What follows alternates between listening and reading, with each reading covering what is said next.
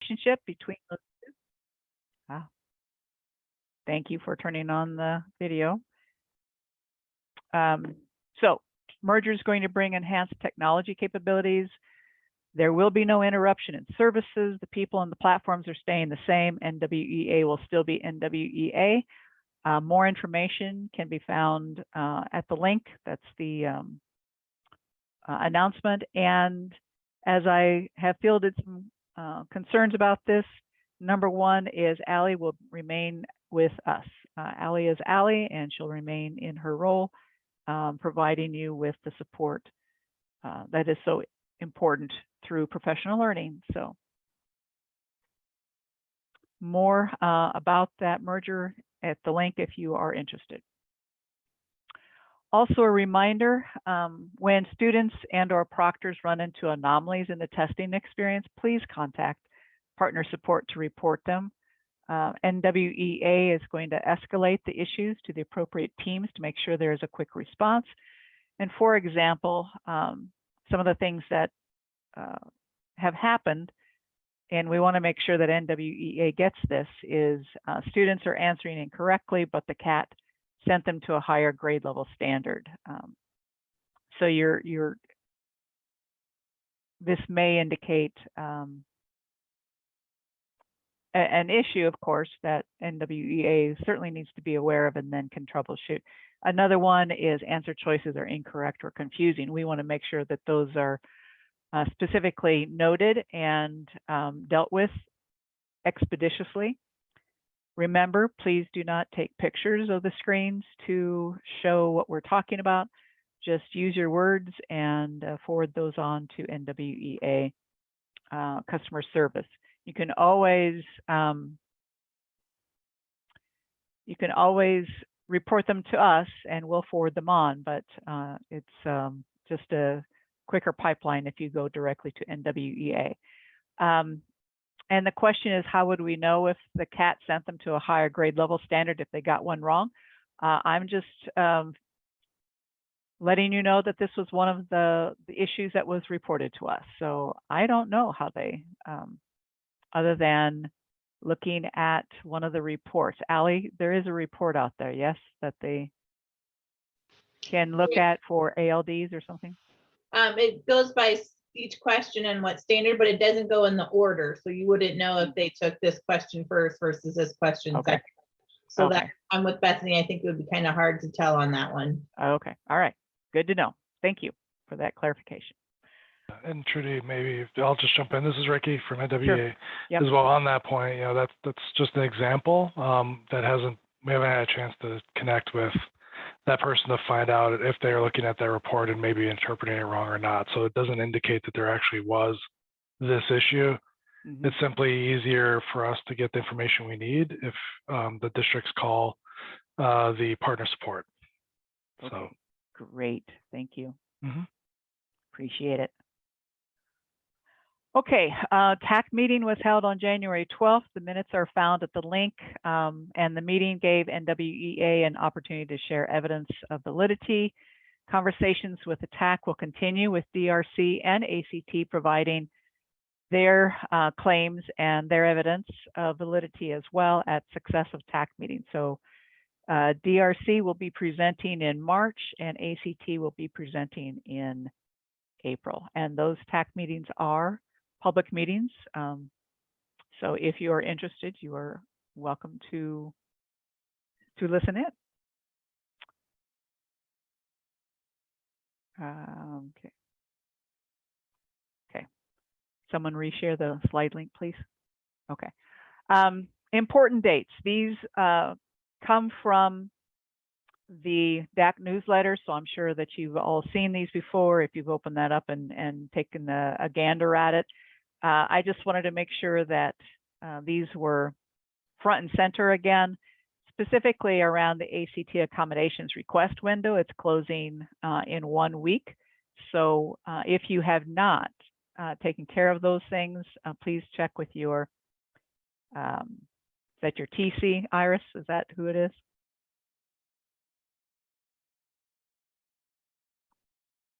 Iris. Sorry. I was Thank trying to you. unmute.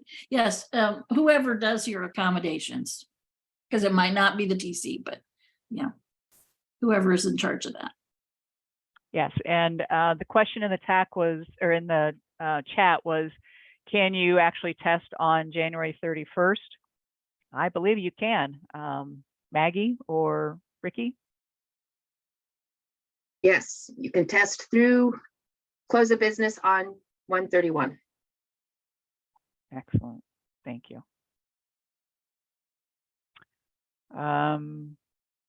Test tickets can be printed on 3/27, correct? Is there any way to move that up so we have time to print before the assessment window opens on 4/3?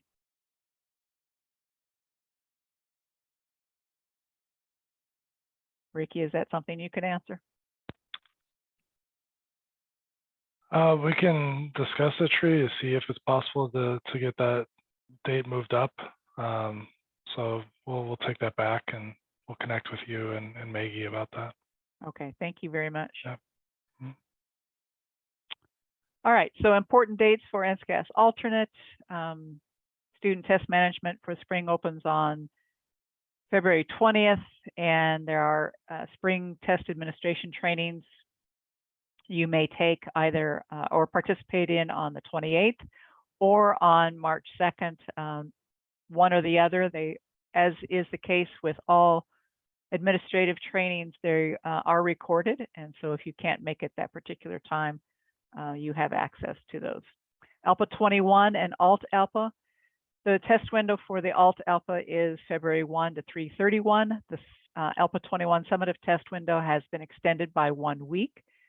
So it now is, the window is February 6th to March 24th.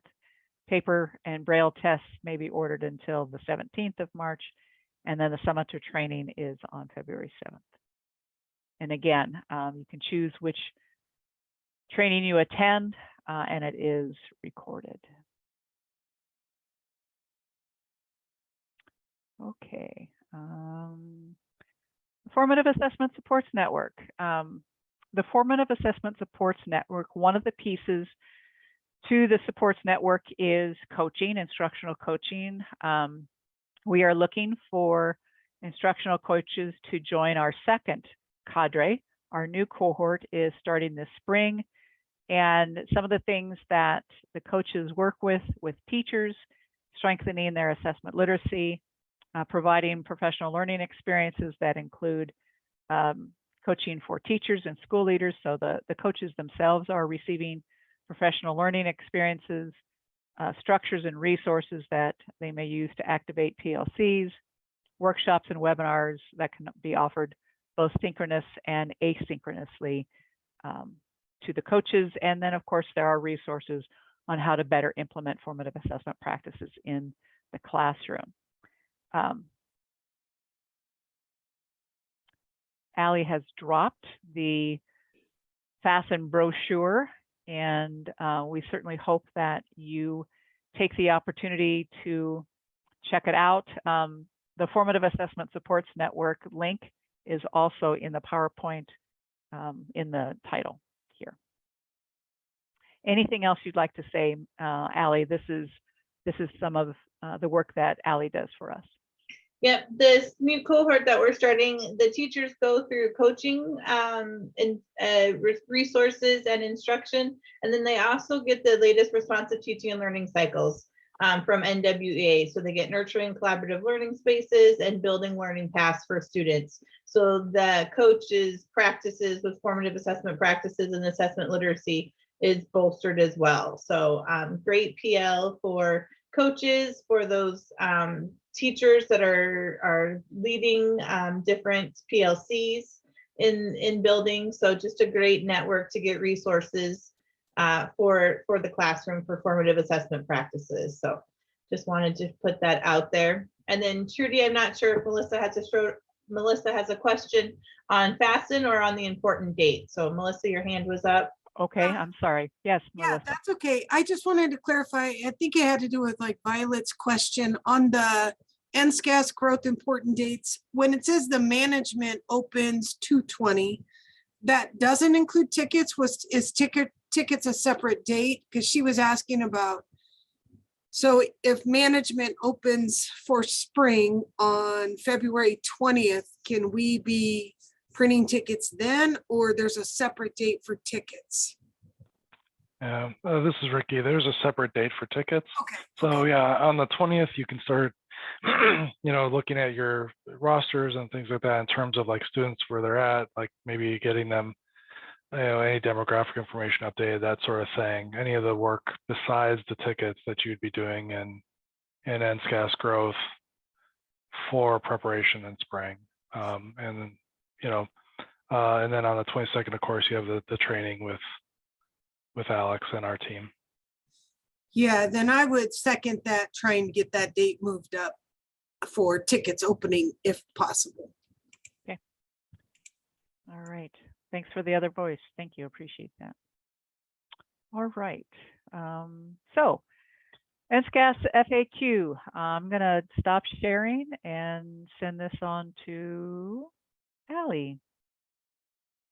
So wanted to go over the FAQ that we have.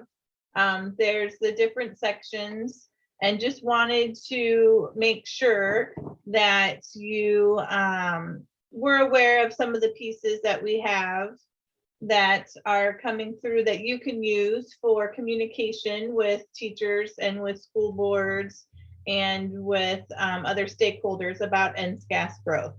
So the first section, let me drop this link into the chat.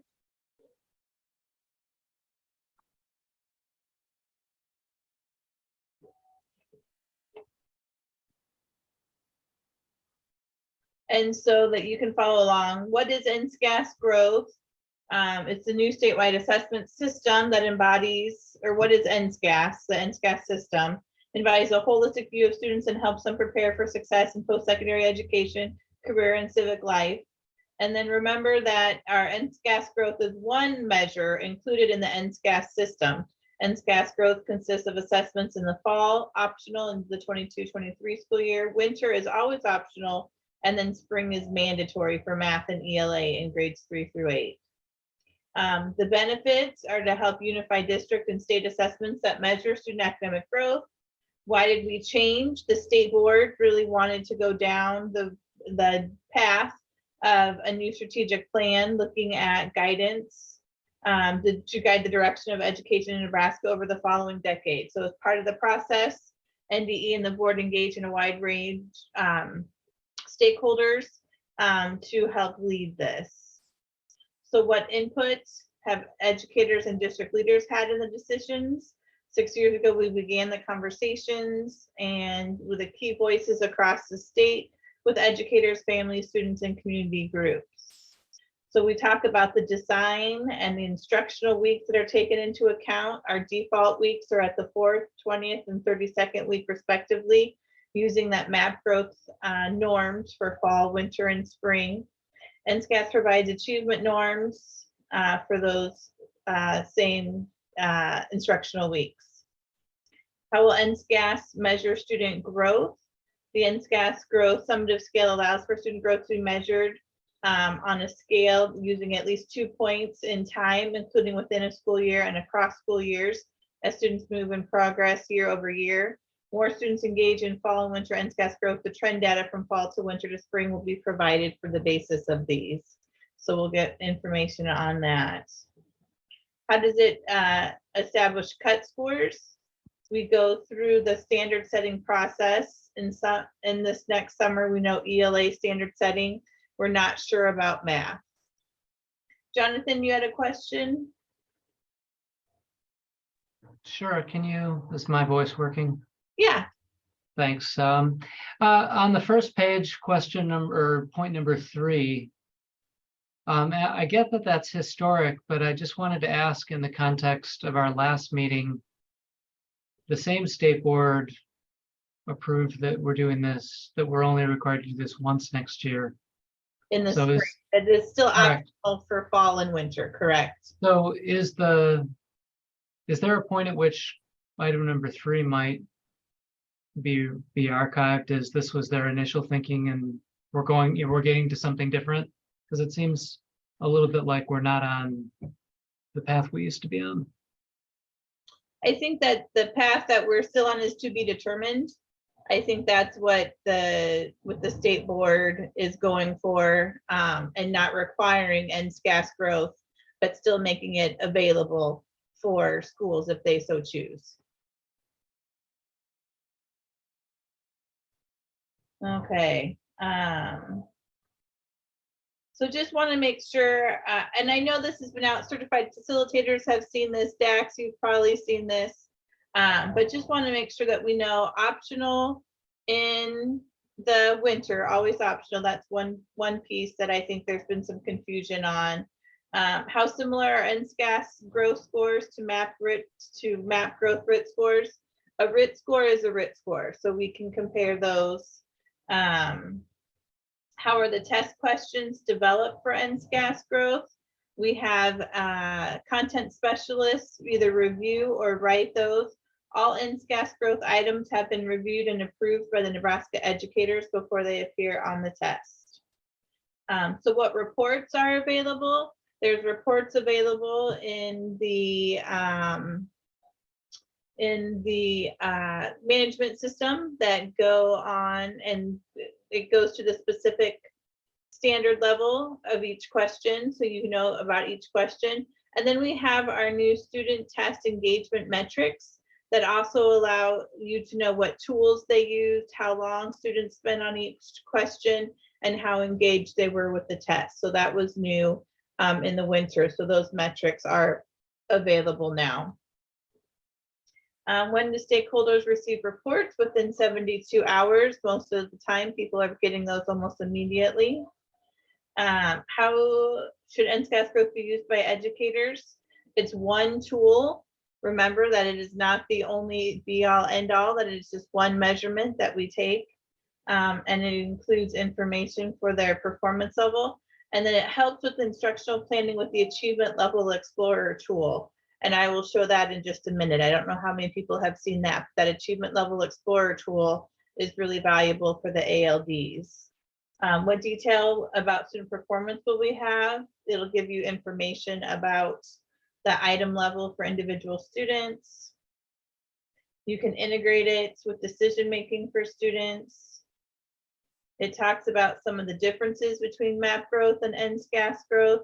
It's designed to retain the core value that Nebraska districts appreciate in MAP growth, but it is a different assessment than MAP growth. MAP growth is aligned to state standards, but adapts across all grade levels. It's not designed to measure grade level performance, which is one of the reasons that MAP growth can't be our state summative. It does not, MAP growth does not report on grade level standards.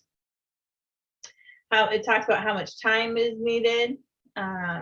What does NSCAS growth provide national norm data? Yes, it does. NSCAS growth provides an estimated MAP growth rate score. How reliable are the scores? We talk about the standard error of measure. There are trainings through certified facilitators and +1s. I can put that link in the chat as well. They'll be upcoming in February, new training. And then will there be updates? Yes, we will continue to grow NSCAS growth and get portions of the ELA assessment will be updated with the on-grade learning expectations, and then portions of the math will also be provide on-grade level learning expectations. So just wanted to make sure that you had this FAQ, that it's available for you. I did reference the ALD tool, and so the Achievement Level Explorer. I'm going to put this link in the chat. If you haven't seen this yet, it can be accessed right from the student report. There's a link that says, take me to the Achievement Level Explorer. We are in Nebraska. Let's go to 5th grade ELA. And so this has been updated for the 2020, the 21 ELA standards. And so it tells us what would a developing student, a on-track, an advanced student be able to do in each of these standards. So you'll see how the progression grows from developing, on track to advance. And then it also has below grade level standards, what that might look like. And it has the above grade standards. So you can see some of that vertical planning in there. So just wanted to share some of those resources with everyone as well. So with that, I can get us back. The NSCAS FAQ has just that background, the assessment design, instructional use, map growth, NSCAS growth versus map growth, and then the future of NSCAS growth. So that document is available for folks. Any Okay. questions? Yeah. Thanks, Ally. Appreciate it. So relatively short presentation, but any other questions besides what's in the chat? We are collecting those and we will make sure that we get those answers out to you. Trudy, Melissa? I had a Yeah. question, and maybe this might be for Maggie as well, but I see the security breach form, irregularity report form that's out there for this year for ELPA and everything. And I just want to make sure that is the final one, because I remember, I thought last year we looked at, maybe it was presented or provided to us a pretty lengthy, I can't remember if it was a PowerPoint or document about all the irregularities and the different things. Is this just the final one we've settled on? And because it looks pretty simplified, and I mean, I like it. I just, I thought I remembered something else and was worried about trying to explain the process to our staff, but we're going with whatever's there is the final. Does anyone else know what I'm talking about? About the bigger conversation about irregularities, and we had a pretty thick, maybe it what was being used to develop this, or as long as this is the final, and it looks a lot like the old one, so. But we do have a security manual, and then we have the form that districts would use to submit any abnormalities. Is that the right word? Irregularities. That's the word. That's the word I was looking for. Sorry. And those are both on our web page. I can send It's the in link. the chat. Yeah, It's I in the have chat. those. That's Okay. not what I'm talking about, so I'll Okay. just try to figure it out. Thanks. Melissa, we'll check into that, but what's on the website was the only thing that I was aware of. So we'll do some checking and see if we can find what you might be referring to. And if you can find anything on your end that sort of, I recall Jeremy always, he would we started the conversation about deciding what is and what isn't, defining irregularity versus a actual breach versus, and that should all be in the security manual. Okay. Well, we certainly take a look at it, but as I said, I expect that what's on the website is what we're going to use at least for this year. Yep.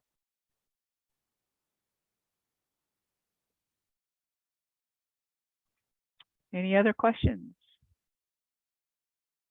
Hey, Trudy, this is Shannon Knuppel from Adams Central. I don't really have a question, but just wanted to let people know that you can have your teachers actually print the test tickets for NSCAS. I no longer print tickets for everyone. I do a short 2-minute screencastify, and teachers are able to print those themselves through NSCAS, and that really helps with the ticket issue.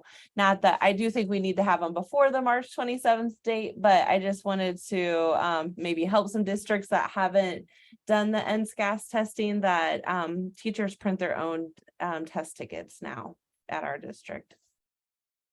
Thank you, Shannon. Yeah, Bethany. I appreciate that, and I think that's great that they can. I'm not sure in larger schools and districts that works very well, because we have students participating with their classroom, with their special ed resource teacher, with their EL teacher. And I think schools like to organize, like print them and sort them all out, so they're sure everybody is where they're supposed to go. Yep, Um, it's uploaded by a student schedule and by their classroom teacher. So if they're teaching, if they're taking a test with their classroom teacher, at least on our end, they're able to do that. So Right, if they're with their classroom teacher, yeah, I agree, but we just have a lot of people. We have kids that aren't, and then it becomes challenging because they're then duplicate multiple tickets because like the teacher printed them, but then anyway, I get what you're saying, but I think at least the way we organize it, we need more time because schools need to print them and then they like to sort them into what group students are actually taking the test. And that information is not all in our NSCAS system. They are not all assigned to the groups that they'll be taking the test with. Yep, I was just trying to share my experiences and it's been a lot better for us at our district. So Thank you, Shannon, and thank you, Bethany, for giving that perspective. Other questions?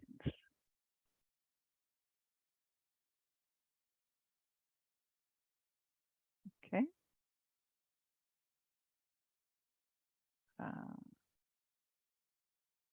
Okay, all righty. Well, thank you, everyone. I appreciate you coming on and listening to and giving us questions, things that we can take back and provide answers to. We will definitely get those answers back to you, the ones that we were unable to answer right away, especially around the ALPA 21 issue. So thank you. Have a great Friday and wonderful weekend. We will see you next week.